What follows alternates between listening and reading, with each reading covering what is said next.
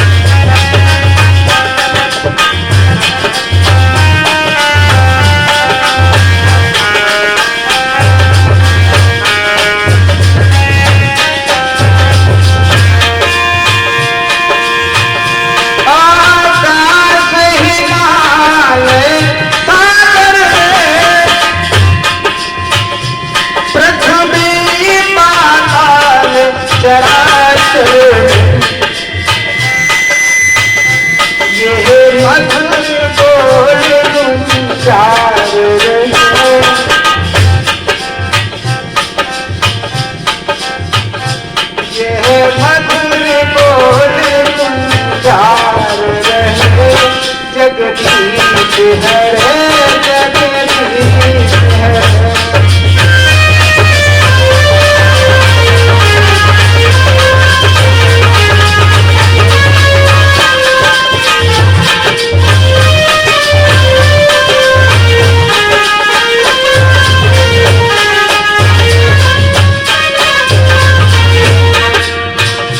जब प्रभु की कृपा होती भक्त के ऊपर तो बिगड़े कार्य भी बन जाते हैं।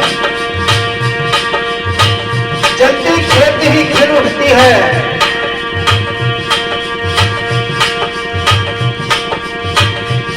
जब कृपा प्रभु की होती है,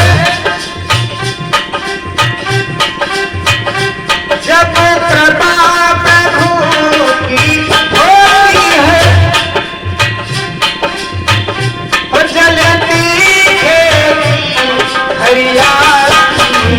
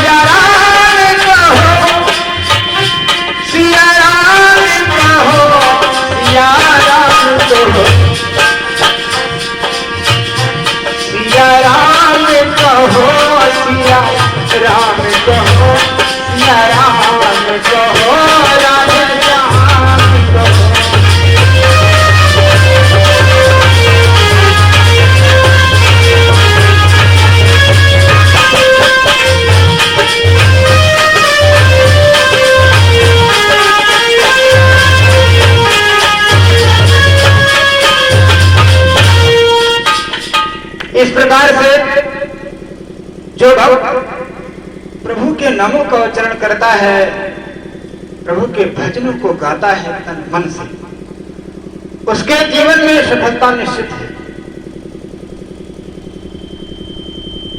तो आए आज हम कथा के तीसरे दिन में प्रवेश करते हैं। 2 दिनों में सही भक्तों ने गुरु की महिमा क्या होती है श्रवण किया। अब आज हम कथा प्रारंभ करेंगे कि प्रभु श्री राम का जन्म क्यों हुआ। और गोस्वामी जी कहते हैं प्रभु का जन्म होने के पूर्व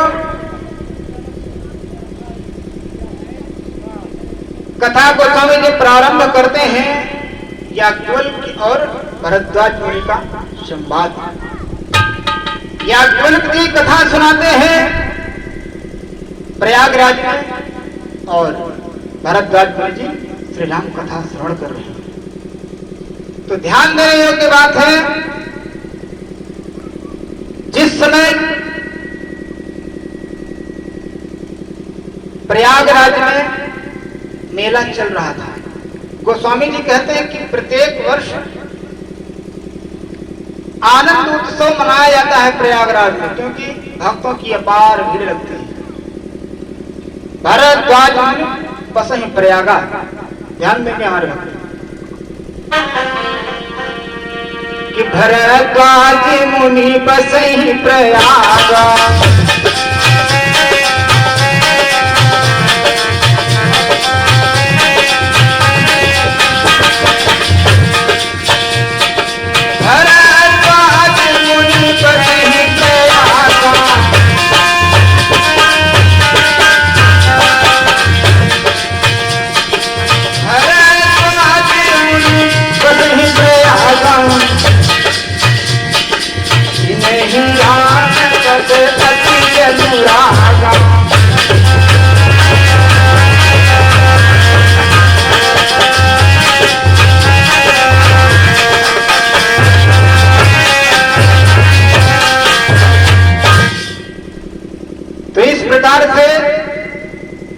भरद्वाज जी प्रयागराज में रहते हैं। और वहां पर जिस समय गोस्वामी जी कहते हैं कि माघ मकरगत रवि जब होई, तीर्थ पति ही आवश्यक होई, सब लोग आते हैं। प्रत्येक वर्ष आते थे माघ के महीने में प्रयागराज में सभी श्रद्धालु ऋषि मुनि भक्तजन, और उसमें स्नान करते हैं, अच्छे वट का स्पर्श करते हैं। फिर गोस्वामी जी कहते हैं कि एक बार भरी मकर नहाए,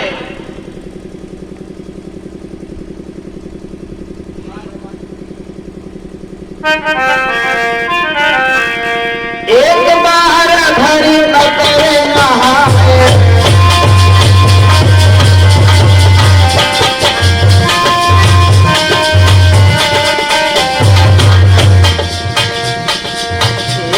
बार भर मकर नहाए,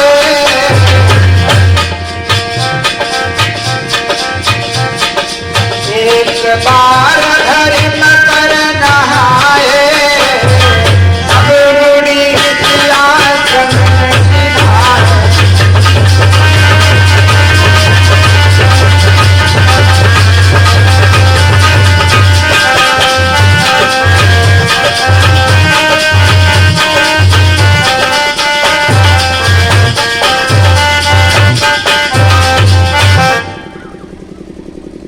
गोस्वामी जी कहते हैं कि एक बार भरी मकर नहाए। एक बार शब्द जिस समय गोस्वामी जी मानस में जिस जिस प्रसंग में लिखते हैं, एक बार शब्द लिखने का अभिप्राय गोस्वामी जी के यह है कि जहां पर गोस्वामी जी को विशेष चर्चा करनी होती थी, प्रभु के गुणानुवादों का विशेष वर्णन करना होता था, वहां पर गोस्वामी जी एक बार शब्द का प्रयोग करते हैं। रामायण के अंदर 21 बार एक बार शब्द आया है।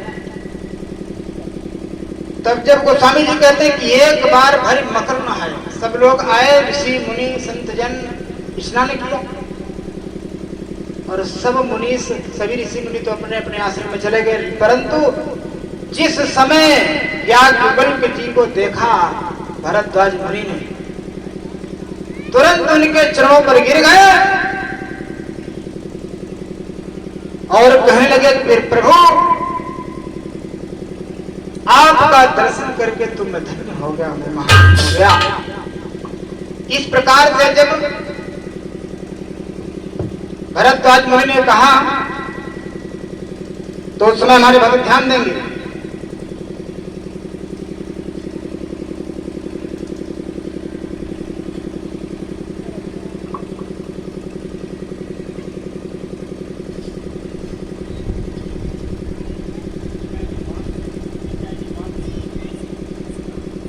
जिस समय भरद्वाज मुनि ने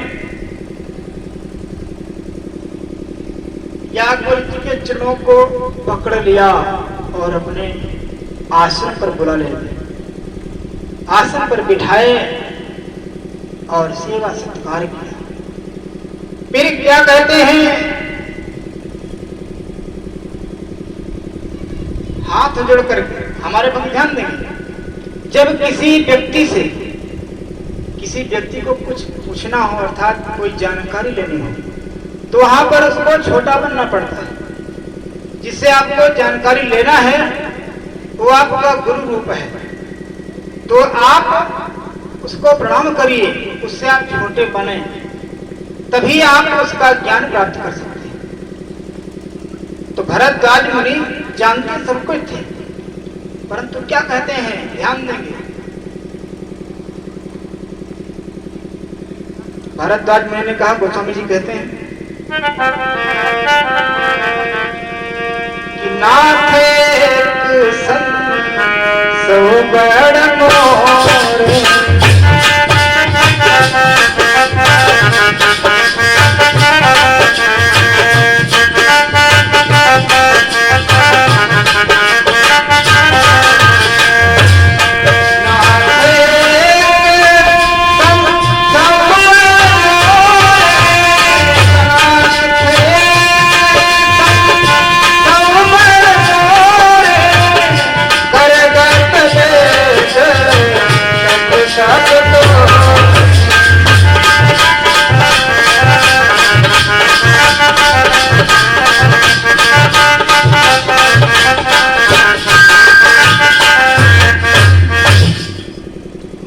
एक संसो बड़ मोर करगत वेद तत्व सब।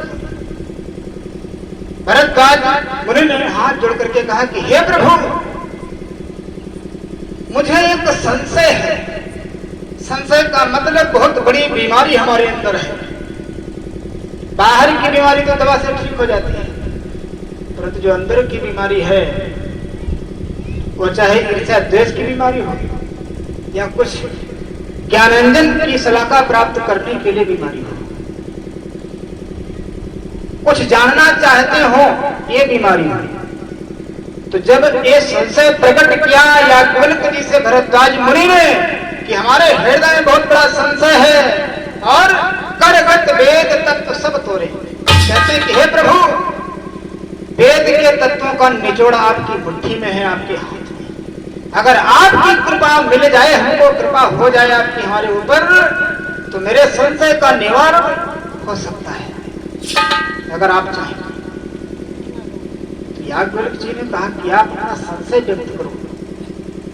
तो संशय क्या कहते हैं? संशय कहने के पहले भरद्वाज मुनि कहते हैं कि अरे प्रभु, मुझे बड़ा डर लग रहा है, बड़ी लज्जा आ रही है। ध्यान देंगे, कहते हैं कि जो हमको संशय है उसको कहने में हमको बड़ा सचाहट हो रहा है कि कहत सुमहिता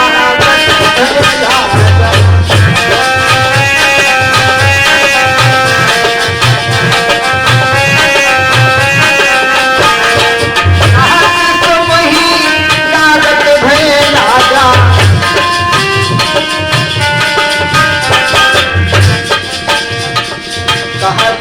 वही लागत भय राजा, क्यों न कहूँ बड़ा होइया राजा।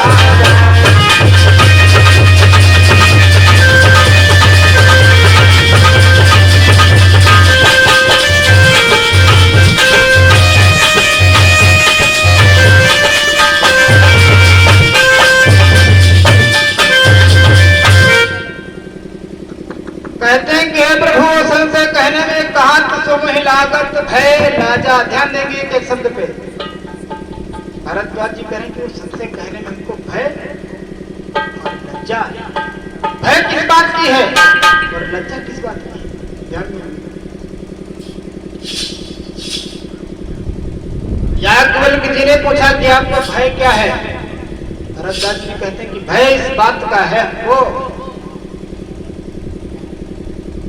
भाई हमको इस बात का है कि कहीं आप ये मत समझें कि हमारी परीक्षा ले रहा है भरद्वाज। और लज्जा, लज्जा इस बात की है कि हमारी इतनी आयु बीत गई और मैं अभी तक अज्ञानी बना रहा। तो भय और लज्जा इसी बात की है। परंतु याज्ञवल्क्य जी ने कहा ठीक है, आप अपना संशय व्यक्त करिए। तब भरद्वाज मुनि कहते हैं कि हे प्रभु मेरा संशय श्रवण करें आप। राम कवन प्रभु पूछूं तो ही, श्री राम कौन है, बस यही हमारा संशय है। आप हमको वास्तविक राम को बताइए, राम कौन है? एक राम दशरथ के पुत्र हैं, एक राम संसार की रक्षा करते हैं, संसार में व्याप्त है। और वही राम जिनका प्रतिपल शिव जी स्मरण करते हैं। कहते हैं कि ये राम एक ही है या अलग अलग है? ये संशय व्यक्त किया भरद्वाज मुनि ने। ये सुना तो याज्ञवल्क्य जी के मुखार बिंदु पर थोड़ा मुस्कुराहट आती है और कहते हैं कि अरे भरद्वाज, मुझे पता चल गया आपको सब कुछ पता है, परंतु श्री राम की गूढ़ बातें जानना चाहते हैं। आपकी अभिलाषा है, ठीक है, आप ये प्रश्न जग के हित के लिए किया है। तो अब हमारे भक्त ध्यान देंगे। याज्ञवल्क्य जी ने भरद्वाज मुनि से कहा कि जिस प्रकार से आपका संशय है, यही संशय मां भवानी ने भी किया था। ऐसे ही संशय कीन भगवान महादेव तक कहा। भरद्वाज जी ने कहा कि राम कथा शशि किरण समान।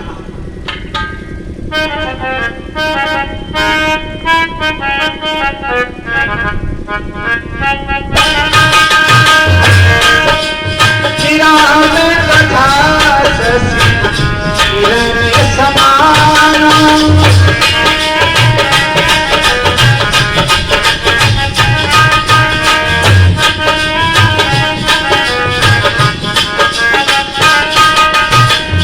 राम कथा शशि किरण समान।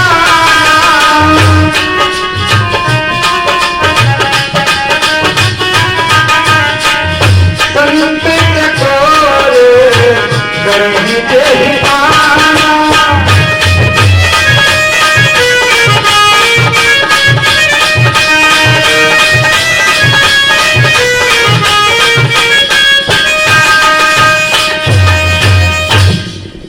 राम कथा क्या है? राम की कथा चंद्रमा की किरणों के समान है, जिसे संत रूपी चकोर निरंतर पान किया करते। और याज्ञवल्क्य जी ने कहा कि हम वही संशय जो संशय आपके हृदय में वही मां भवानी की आया। तो जो भगवान शंकर ने जो संशय का निवारण किया, वही शिव पार्वती का संवाद हम आपके समक्ष प्रस्तुत करते हैं।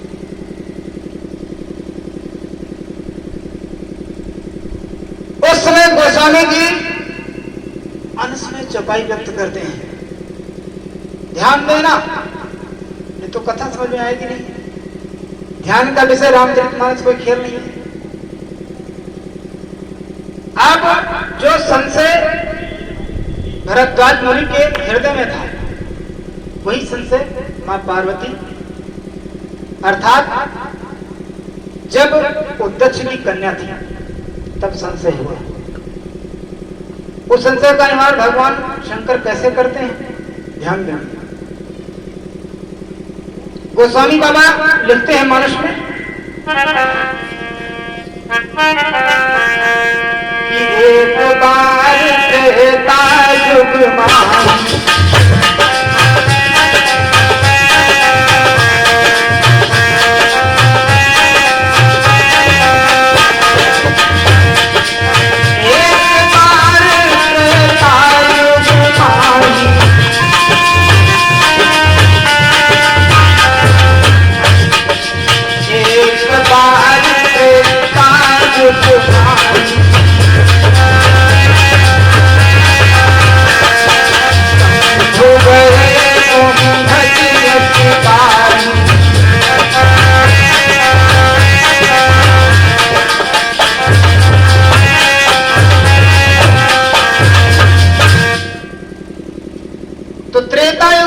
मान भगवान शंकर संग सती जग जननी भवानी अपनी सती जी के साथ कुंभज ऋषि के आश्रम पर पधारे। वहां पर जब ऋषियों ने सुना भगवान शंकर अपनी प्रिया के साथ आए हैं, और भगत किया, सत्कार किया ऋषियों ने, फिर प्रभु श्री राम की गाथा को सुनते हैं भगवान शंकर कुंभज ऋषि के बारे में। फिर हरि की भक्ति क्या होती है उसका बखान भगवान शंकर ने सभी ऋषियों के समक्ष किया। फिर मुनि सन विदा मांग त्रिपुरारी, विदाई लेकर के प्रार्थना करके उनसे अपनी प्रिया सती के साथ भगवान शंकर अपने कैलाश की ओर, शिखर की ओर प्रस्थान करते हैं। आप ध्यान देना, ध्यान देने योग्य बात है कि भगवान शंकर अपनी प्रिया सती के साथ आ रहे थे। दंडकारण्य में जब पहुंचते हैं तो वहां पर देखते क्या है भगवान शंकर कि परमात्मा का अवतार हो चुका था, राम रूप में परमात्मा आ चुका था और अपने माता पिता की आज्ञा को सिरोधार करके वनवास हो चुका था, वनवास में विचरण कर रहे थे। बस भगवान शंकर ने देखा कि रे ये तो हमारे प्रभु हैं, हमारे इष्ट हैं, जिनका मैं प्रतिपल स्मरण करता हूँ सांसों की माला में, जिनका नाम रटता रहता हूँ, वही हमारे प्रभु आए हैं। तुम्हें क्या करूं? अगर प्रत्यक्ष में जाता हूं भी मिलता हूं तो सब लोग जान जाएंगे, क्योंकि प्रभु का अवतार गुप्त रूप में हुआ है, प्रभु गुप्त रूप में आए हैं। अगर मैं जाता हूं तो सभी लोग जान जाएंगे। तो इसलिए भगवान शंकर सोच में पड़ गए। यही विधि भय सोच बस ईसा। गोस्वामी जी कहते हैं यही विधि भय सोच बस ईसा, तेही समय जाए 10। उसी समय इधर भगवान शंकर सोच में पड़ गए, क्या करूं? बिना दर्शन करने किए बिना चैन नहीं। जैसे आपका कोई अभी इष्ट प्रेमी हो, आप उसको देखें तो ही मन करेगा कि इससे हम मिल लें 2 मिनट तो अच्छी बात हो। तो भगवान शंकर के सबसे प्रिय प्रभु श्री राम है, और परंतु विचार करते हैं करूं क्या, सोच में पड़े तभी तक गोस्वामी जी कहते हैं रावण आ गया और मां जानकी का हरण कर ले गया और राम लक्ष्मण विलाप करने लगे, विलाप करने लगे मां जानकी के लिए। तब भगवान शंकर और व्यथित हो गए। जय सच्चिदानंद बोलते के प्रणाम। माता सती ने देखा कि अरे आप तो शंकर जगत बंधु जगदीशा सुर नर मुनि नावे। फिर भी मैं देख रही हूं कि ये छोटे छोटे राजकुमारों को प्रणाम करते हैं। क्या कहते हैं कि बोले प्रभु तो है महादेव, सुर नरे मुनि शीस झुकाते हैं। बोले प्रभु तो है महादेव, सुर नरे मुनि शीस झुकाते हैं। और ये दशरथ नंदन छत्री हैं, राजा के पुत्र कहाते हैं।